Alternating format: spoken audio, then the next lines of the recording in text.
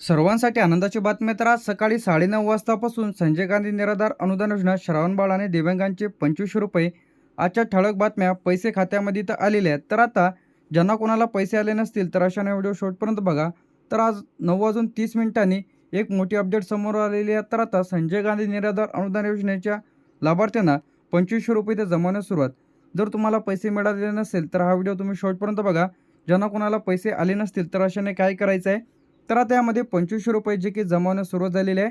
तर आता ज्यांचा अर्ज इथं मंजूर आहे, बँक खाते आधारशी लिंक आहे, DBT आहे, तर आता ज्यांचे हप्ते इथं राहिलेले आहेत तर अशाने हा व्हिडिओ शेवटपर्यंत बघा. तर तुम्हाला ज्यांना कोणाला पैसे आले नाहीत तर याचे मुख्य कारणे काय आहेत ते आपण इथं जाणून घेऊया. सर्वप्रथम बँकमध्ये चौकशी करा. ज्यांना कोणाला संजय गांधी निराधार अनुदान योजनेचे 2500 रुपये इथं आले नसेल त्यांना बँक खाते चालू आहे की नाही चेक करा. आधार लिंक तपासा. तहसील कार्यालय किंवा समाज कल्याण कार्यालयामध्ये तुम्ही लेखी अर्ज द्यायचा आहे. तर आता अर्ज कशा पद्धतीने तर द्यायचा आहे ते सुद्धा मी तुम्हाला इथे सांगणार आहे. पैसे वाटप सुरू झालेले कोणते जिल्हे आहेत, तर आता तक्रार कुठे करायची आहे?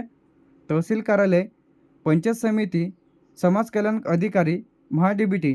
तर त्यासोबत तुम्हाला बँकेचं पासबुक, आधार कार्ड, योजना, त्याचप्रमाणे मोबाईल नंबर इत्यादी डॉक्युमेंट्स तुम्हाला इथे द्यायचे आहे. कोणत्या जिल्ह्यात वाटपास सुरुवात झालेली आहे? तर सध्या काही जिल्ह्यांमध्ये वाटपाची प्रक्रिया सुरू झालेल्या टप्प्याटप्प्याने. आता राहिलेल्या जिल्ह्यांमध्ये 2 ते 3 दिवसात पैसे इथं येणार आहेत. तर आता लाभार्थ्याचे जे काही प्रकार आहे, तर यामध्ये सर्वप्रथम संजय गांधी निराधार अनुदान योजना, श्रावणबाळ योजना, दिव्यांग व्यक्ती, निराधार, घटस्फोटित, अनाथ, तर अशांना दरमहा जे काही बरेच लाभार्थ्यांनी तर 1500, काही लाभार्थ्यांनी तर 1000, तर आता 2500 रुपये देखील इथं मिळत आहे. तर आता यामध्ये निधीमध्ये वाढ झाली का हे पाहण्यासाठी आपल्या व्हिडिओला शेवटपर्यंत बघा.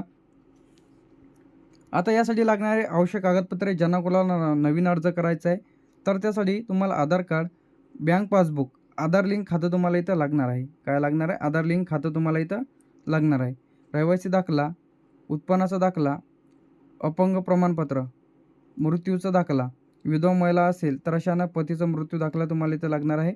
दिव्यांग जर असेल तर अशांना जे काही हँडिकॅप सर्टिफिकेट इथं लागणार आहे. त्याचप्रमाणे नाव यादीत आहे का कसे तपासायचं आहे? तहसील कार्यालयामध्ये जाऊन यादी तपासा. पंचायत समितीमध्ये चौकशी करा. समाज कल्याण कार्यालयामध्ये अर्ज द्यायचा आहे. त्यानंतर आता पैसे जमवण्यास सुरुवात झालेली आहे. तर आता काही लाभार्थ्यांनी इथं 1000 रुपये, 1500 रुपये ते 2500 रुपये याप्रमाणे पैसे इथं येत आहे. यामध्ये अकोला, अमरावती, छत्रपती संभाजीनगर, बीड, भंडारा, बुलढाणा, चंद्रपूर, धुळे, गडचिरोली, गोंदिया, हिंगोली, जळगाव, तर या जिल्ह्यांच्यामध्ये काय समावेश आहे. असं नाही की सर्वच जिल्ह्यात एकाच वेळी पैसे इथे येतील.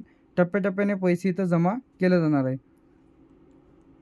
यानंतर जालना, कोल्हापूर, लातूर, नागपूर, नांदेड, नंदुरबार, नाशिक, पालघर, परभणी, पुणे, रायगड, रत्नागिरी, सांगली, तर अशा जिल्ह्यांच्यामध्ये समावेश आहे.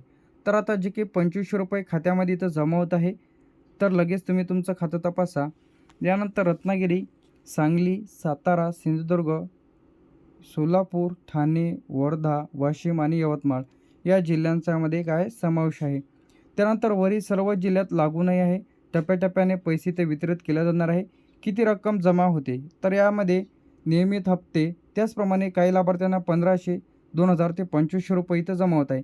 तर आता 1000 रुपये निधीमध्ये वाढ जर झाली तर जर तुम्हाला पहिले 1500 रुपये तर मिळत होते तर अशा लाभार्थ्यांना 2500 रुपये, जर तुमचे 2 हप्ते एकत्रित राहिलेले असेल तर अशा लाभार्थ्यांना इथं 5000 रुपये इथं मिळत आहे. तर आता 2 ते 3 दिवस थांबा. KYC तपासा. समाज कल्याण कार्यालयामध्ये संपर्क करा. तर आता अर्ज कशा पद्धतीने तर द्यायचा आहे. तर आता ज्यांना कोणाला पैसे आले नसेल संजय गांधी निराधार अनुदान योजनेचे जे काही अनुदान खात्यामध्ये न जमा झाल्याबाबत, तर इथं तहसील, जिल्हा टाकायचं आहे. इथं तुम्हाला संपूर्ण नाव टाका, राहणार, तालुका, जिल्हा. यानंतर बँक खात्यावरचे नाव तुम्हाला इथं टाकायचे आहे. खाते क्रमांक टाका. त्याचप्रमाणे किती पैशाचे महिन्याचे पैसे राहिलेले ते टाका. नाव, साईन, मोबाईल नंबर, आणाची दिनांक.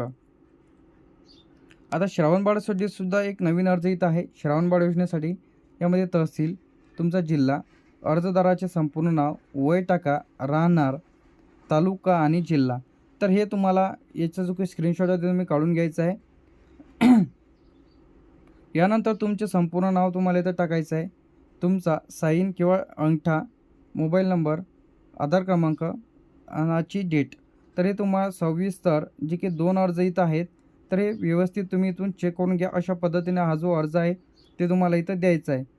तर हे तुम्ही संपूर्ण लिहून घ्या इथून. त्यानंतर व्हिडिओ पॉज करून ठेवा. मंजुरी प्रक्रिया कशी होते, तर यामध्ये तहसील किंवा पंचायत समितीमध्ये जमा केला जातो. अर्जाची पडताळणी, वार्षिक उत्पन्न तपासणी, वयाची खात्री, त्याचप्रमाणे लाभार्थ्यांची यादी, नाव समाविष्ट, मंजुरी, डी-बी-टी. यानंतर पैसे कधीपर्यंत मिळतात, मंजूर झाल्याच्या नंतर पहिल्या महिन्यात सुरुवातीला पैसे इथं जमा केले जाते. तर अशा पद्धतीने तुम्ही लगेच तपासा की तुमच्या खात्यामध्ये संजय गांधी निराधार अनुदान योजना, श्रावण आणि दिव्यांगांचे 2500 रुपये जमा झाले की नाही. नसेल झाले तर लेखी अर्ज समाज कल्याण विभागाशी संपर्क करा. थँक्यू.